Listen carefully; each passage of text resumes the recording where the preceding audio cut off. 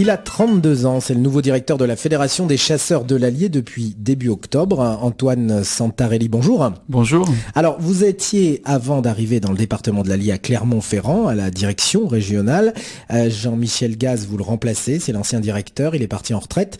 Antoine Santarelli, donc vous avez pris la tête de cette Fédération des chasseurs de l'Allier.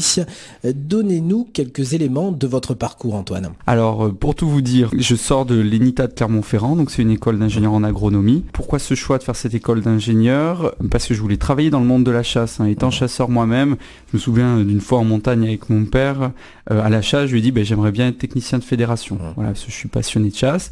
J'ai un prof de biologie au lycée qui m'avait un petit peu poussé à aller plus loin dans mes études.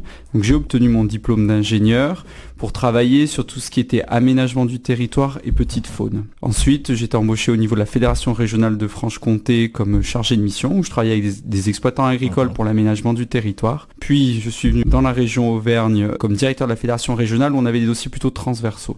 L'objectif pour moi était ensuite de partir sur une fédération départementale pour avoir vraiment le lien avec les chasseurs, les territoires, chose que j'avais moins en fédération régionale. Voilà, donc je voulais vraiment bosser avec les gars sur le terrain. Alors, le département de l'Allier, vous connaissiez avant d'arriver ? Alors malheureusement, sur les 4 départements d'Auvergne, c'était le département que je connaissais le moins.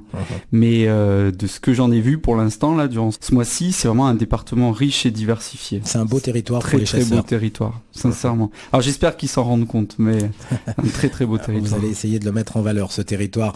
Alors la chasse, en fait, on devrait dire les chasses. Sous cette appellation, il y a plusieurs pratiques. Est-ce que vous pouvez nous en dresser un petit peu le portrait de cette chasse ? Alors c'est ce qui me passionne dans la chasse, en fait, c'est la diversité des modes de chasse, des gibiers chassés aussi. C'est-à-dire qu'on peut parler de chasse à courre, notamment en forêt de Troncée, comme la chasse du lièvre sur les plaines bourbonnaises, mais aussi de chasse très spécifiques comme la grive, l'alouette ou la bécassine par exemple. Et tout avec vraiment des spécificités qui, à mon avis, il faut qu'on valorise auprès de nos chasseurs et même du grand public. C'est vrai, la chasse, c'est vraiment une activité pleine de richesse. Alors Antoine, vous êtes passionné de chasse, vous l'avez dit. Est-ce que vous avez une prédilection d'une de ces chasses ? J'avoue, je suis vraiment un chasseur polyvalent. J'ai eu l'occasion de chasser le chamois, le mouflon, le cerf, et même de chasser l'alouette au miroir, ou même les grives ou le lièvre. J'aime toutes les chasses. Vous êtes originaire d'où ? Alors du Vercors, mes parents sont du Vercors. Antoine Santarelli, une fédération de chasseurs, finalement ça sert à quoi ? Alors, donc une fédération des chasseurs, en fait, donc participe à la formation des personnes qui veulent avoir le permis de chasser. Nous délivrons aussi les validations annuelles pour pratiquer la chasse. Il y a des comptages qui sont réalisés aussi pour l'attribution des plans de chasse. Donc en fait, nous qui gérons la chasse au niveau du département. Combien de salariés pour le département de l'Allier ? Quelle profession ? 10 salariés. On a une cellule technique, une cellule plus administrative. Donc le technique fait le relationnel avec nos territoires, travaille sur la faune en général, met en place les plans de chasse. Et la partie administrative, pour le fonctionnement de la fédération. Et on a aussi, j'ai oublié d'en parler, la partie aussi de dégâts. Il faut savoir que les chasseurs font ces dégâts de gibier. On en parlera un petit peu plus tard. Une fédération de chasse pour l'Allier qui a décidé de s'installer dans une belle propriété de l'Allier en Sologne-Bourbonnaise, adaptée à l'activité de chasse, le domaine des Salars à Toulon-sur-Allier. Décrivez-nous un petit peu ce domaine de chasse. Alors c'est un domaine magnifique à mon avis, c'est aussi ce qui m'a décidé de venir dans ce département.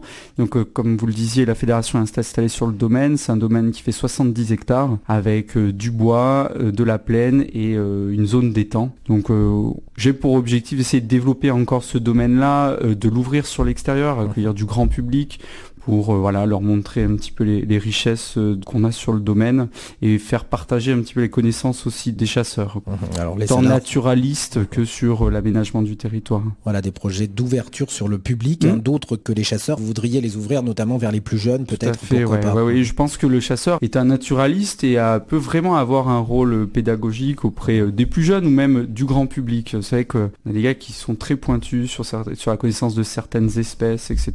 Et il y a un savoir qu'on pourrait transmettre. Et je pense que via le domaine, ce serait l'occasion de le faire. Alors le domaine des Salars où se déroule l'examen du permis de chasse. Antoine Santarelli, si on veut passer le permis de chasse, comment ça se passe ? Quelles sont les conditions ? Alors, il faut avoir plus de 15 ans pour passer le permis de chasser, s'inscrire chez nous à la fédération.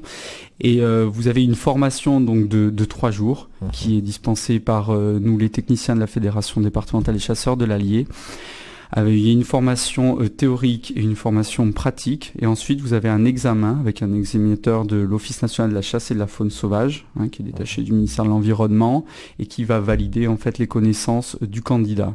Donc pareil, avec un examen théorique et pratique. Alors le nombre de chasseurs chaque année diminue. Comment l'expliquer? Les jeunes sont plus passionnés par cette pratique? Alors pas vraiment. En fait, on a donc nous dans l'Allier, on a de la chance, on perd autour de 1,5%, alors que la moyenne au niveau national est à 2,5%. Donc on en perd un petit peu moins que la moyenne. Globalement, l'érosion du nombre de chasseurs est liée en fait à une population qui est vieillissante. On a une moyenne d'âge qui est autour des 54 ans. Voilà. Par contre, ce que vous disiez, pas tout à fait juste, c'est qu'actuellement, on a de plus en plus de gens qui passent le permis de chasser. Alors, ça n'arrive pas à compenser, en fait, le nombre de personnes qui arrêtent, mais on a une recrudescence du nombre de gens qui passent le permis de chasser, ce qui est une bonne chose pour nous. Alors, le permis, ça coûte combien? Parce que la chasse elle-même, ça coûte cher quand même, comme loisir. Alors, c'est vrai que j'ai pratiqué longtemps le rugby, ça ne coûte pas plus cher qu'une licence de rugby. Pour ce qui est de la validation départementale, autour de 140 €, 150 €, on peut aller chasser sur le département. Après, c'est l'accès au territoire. Et c'est vrai que dans l'Allier, on a un accès au territoire qui est assez cher. Donc il faudra peut-être qu'on travaille là-dessus avec des détenteurs de droits de chasse pour voir s'il n'y a pas des mises en relation qui peuvent être faites avec des tarifs préférentiels pour des nouveaux chasseurs, par exemple. Voilà, donc alors, ça, on verra ça avec le conseil d'administration. D'accord, donc pour pratiquer la chasse, vous le dites, il faut un territoire, et sur ce territoire, on chasse pas n'importe comment, il faut un plan de chasse. Alors, exactement, alors voilà, la chasse c'est vraiment quelque chose de bien encadré, quoi. Donc par exemple, pour tout ce qui est grande faune, sanglier, chevreuil ou même cerf, on détermine ce qu'on appelle un plan de chasse. C'est une sorte de quota en fait, et on définit le nombre d'animaux que l'on peut prélever sur un territoire donné. Pourquoi? Pour garder en fait une population à l'équilibre et puis un équilibre aussi dans le sexe ratio. Donc ça va avoir autant de mâles et de femelles pour que la population se tienne bien.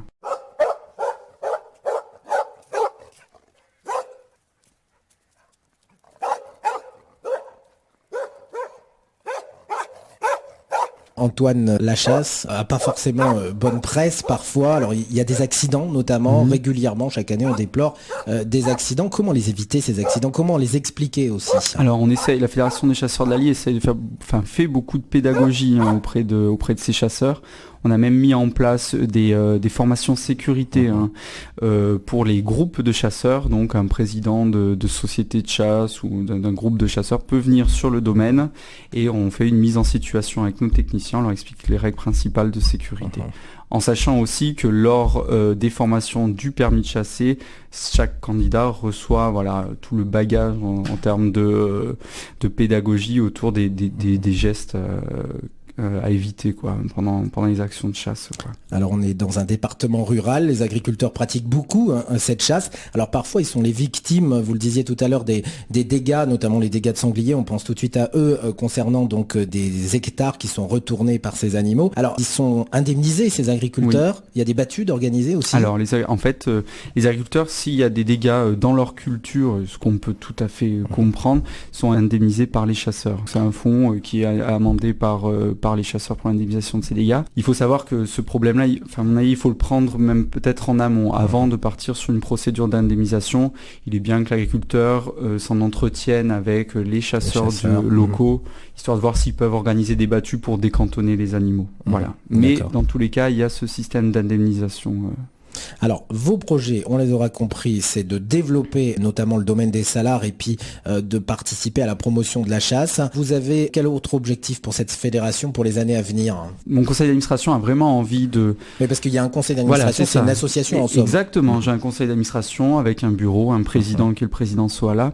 Donc c'est eux qui valident un petit peu tous les projets. C'est un conseil d'administration qui est très très moteur et qui a vraiment envie donc de cette ouverture, de travailler sur les jeunes chasseurs, permettre à des gens qui se posent peut-être un petit peu timidement la question de faire le pas, de nous rejoindre et puis voir sur l'accès au territoire, etc. Et puis vraiment travailler aussi avec nos associations spécialisées parce qu'on a plusieurs associations spécialisées, chasseurs de grand gibier, la recherche au sang, etc. qui œuvrent pour la chasse dans le département et on veut travailler avec eux là-dessus et valoriser vraiment la chasse dans le département parce que pense que c'est une belle activité pour notre département, quoi. Antoine Santarelli, merci d'être venu aujourd'hui sur le plateau d'RCF. Je rappelle que vous êtes le nouveau directeur de la Fédération de chasseurs de l'Allier. Merci à vous. Au revoir. Merci. Au revoir.